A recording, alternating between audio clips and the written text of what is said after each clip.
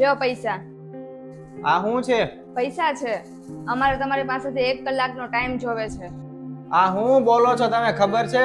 મેં સાંભળ્યું છે કે તું 1 કલાક મીટિંગ કરવા જાસ ને એના 50,000 લેસ, તો તું અમને 1 કલાકનો સમય આપ, એના તને 50,000 છે. અને આ મારા 50,000 છે. તમારા બેનું મગજ તો ઠેકાણે છે ને, કે પછી પૂરું થઈ ગયું છે?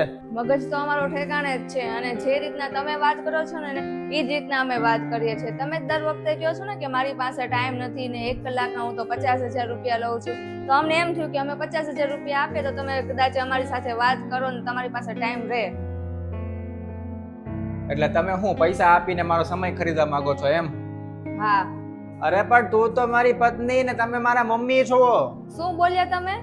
કેવી પત્ની અને કેવા મમ્મી? તમે ઘરમાં રહ્યો છો? મનીષા, તને ખબર છે? શું ખબર છે? કયો. અરે હું બિઝી રહું છું, મારા કામ એટલા બધા હોય છે. મારા કઈ શોખ નથી એવા કે હું અહીંથી વયો જાઉં ને બીજે બિઝી થઈ જાવ, એમ ઘરમાં ટાઈમ ન આપું. એક વાત કયો, જ્યારે આપણે લગ્ન કર્યા ત્યારે મેં તમને કીધું હતું કે મારે પૈસા વાળો છોકરો જોવે છે? હા કે ના માં ખાલી જવાબ આપો.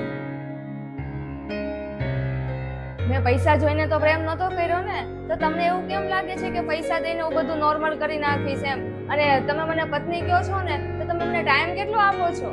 અરે પૈસાની જરૂર પડે છે અત્યારે તો. ખાલી તમે ઘરની બહાર નીકળો ને ત્યાં 1000 રૂપિયા તરત વયા જાય છે. આ દુનિયા બહુ મોટી છે અને દરેક જગ્યાએ પૈસા જોવે. કેવી રીતે આ જિંદગી આમને આમ નીકળી જાય પૈસા વગર? અને તમારે તો ખુશ થવું જોઈએ મમ્મી, તમારે ખુશ થવું જોઈએ કે ભાઈ તમારો છોકરો પૈસા કમાય છે, તારો પતિ કઈ પૈસા કમાય છે એમ.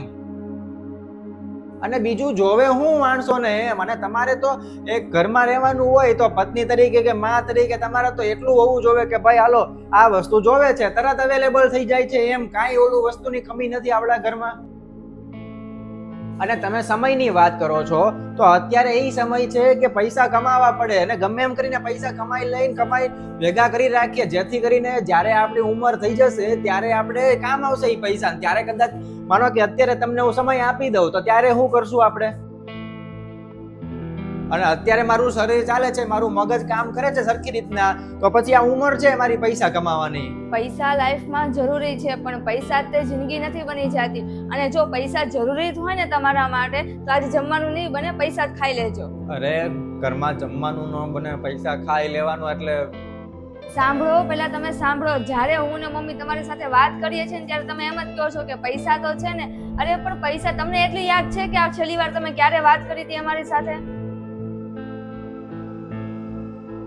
અમે તમારી પાછળ ફરીએ છીએ ખાલી વાત કરવા માટે, ને તમે એમ કહો છો કે મીટિંગ છે ને કામ છે ને, વાત નથી કરતા. આખો દિવસ પૈસા પૈસા જ કરો છો. ને મેં તમારી સાથે જ્યારે લગ્ન કર્યા હતા ને ત્યારે તમે કંઈક સારા હતા, અત્યારે તો સાવ બદલાઈ જ ગયા છો. આ તમે આખો દિવસ પૈસા પૈસા કરો છો. તમે મને એક વાત કહો કે તમે અઠવાડિયામાં કેટલા દિવસ રહ્યો છો ઘરમાં? 1 કલાક માટે તમે ઘરે આવો છો, પછી કહો છો કે બિઝનેસ મીટિંગ છે ને બિઝનેસ ટ્રીપ છે ને, એમ કરીને વયા જાઓ છો. એક વાત કહો કે જ્યારે અમે જ લોકો નહીં હોય તો તમે પૈસાનું કરશો શું? મને ખબર છે કે પૈસા ઇમ્પોર્ટન્ટ છે, પણ એટલા બધા પણ ઇમ્પોર્ટન્ટ નથી ને. અમે ખાલી એટલું જ ઈચ્છીએ છીએ કે તમે અમારી સાથે 2 ઘડી વાત કરો અને છે ને સાથે આપણે બધા જમીએ, પણ તમારી પાસે તો એવો ટાઈમ નથી. તમારે પૈસા જ કમાવા છે ને, તો એક કામ કરો, પૈસા જ કમાવો અને પૈસા સાથે જ લગ્ન કરી લેજો ને પૈસાને જ મમ્મી કહી દેજો. અમારી તો શું જરૂર છે તમારે? આ સાચું કે છે મનીષા. જો કોઈ માણસ બીમાર પડ્યું હોય તો એના ઈલાજ માટે પૈસા જરૂરી છે, પણ એની સારવાર કરે કોણ? જો માણસને ટાઈમ જ ન હોય તો એની સારવાર કોણ કરે?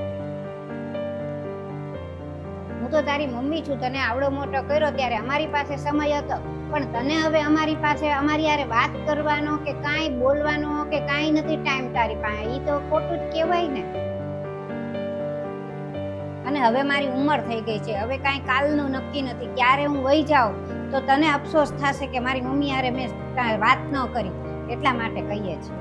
તમારા ઉપર જે આ સક્સેસનું ભૂત છે ને, તમે સક્સેસ તમને મળશે જ તેને, બહુ ઊંચાઈ ઉપર જશો, પણ એ ઊંચાઈથી જ્યારે તમે નીચે જોશો ને ત્યારે તમારી પાસે કોઈ નહીં હોય. તમે બધા જ સંબંધો હવે છે ને એને તોડી નાખ્યા છે. હજી તમારી પાસે સમય છે. અમે કહીએ છીએ એ વસ્તુ ઉપર તમે વિચારો, નહીતર પછી એક એવો સમય આવશે ને કે તમારી પાસે પોતાનું કોઈ નહીં હોય, ખાલી પૈસા જ હશે. પૈસાથી તમે પત્ની ખરીદી શકો છો, મમ્મી ખરીદી શકો છો, પૈસાથી ખાલી તમે ઘર બનાવી શકો ને ઈ ઘર ન કહેવાય. અને તમારે પૈસા જ જોવે છે ને, લાવો મમ્મી આ લ્યો પૈસા તમારા બધા, અને આજ પછી અમારે તમારા પૈસા નથી જોતા, બરાબર? હજી કહું છું કે વિચારી જોજો, નતર પછી રહેજો પૈસાની સાથે જ તે. ચાલો મમ્મી.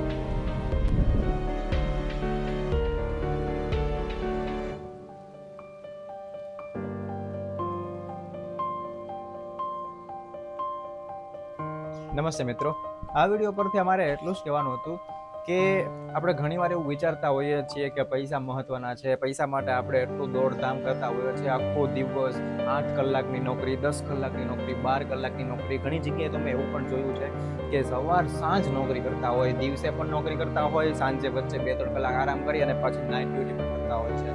તો જે આ 24 કલાકમાંથી તમે જો 15-16 કલાક, 20-20 કલાક જો નોકરી પાછળ, કામ ધંધા પાછળ બગાડતા હોય તો બગાડવાનો શબ્દ એટલે મેં ઓળખતો છે કે તમે પરિવારને સમય નથી આપતા. બાકી બગાડવો શબ્દ નથી આવતો ત્યાં એવો શબ્દ આવે છે કે આપણે એ ઇન્વેસ્ટ કરીએ છીએ જ્યાંથી આપણને રૂપિયા મળે છે, બરોબર? આ રૂપિયા કિંમતી છે, એવું ના નથી પાડતો કે રૂપિયા કિંમતી નથી. એમ રૂપિયાથી જ દુનિયા ચાલે છે અને રૂપિયાથી જ બધી વસ્તુ આપણે ખરીદી શકીએ છીએ. પણ તમે વ્યક્તિને કે પછી વ્યક્તિના પ્રેમ, લાગણી, સંબંધને નથી ખરીદી શકતા. તો એ પણ એટલું જ મહત્વનું છે.